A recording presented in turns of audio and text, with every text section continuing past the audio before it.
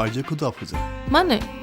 गासिबो खोन्थानो नांगोन नामा 4 3 2 4 3 ओइ 2 खोनासं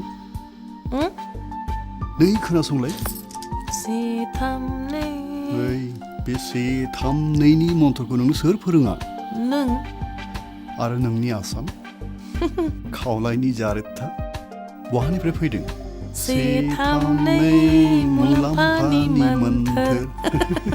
बे मोन्थोरखौ आं बावगारा जायखि जाया माने नंगौ गोसोआव दंना एएनएमआ बुंदों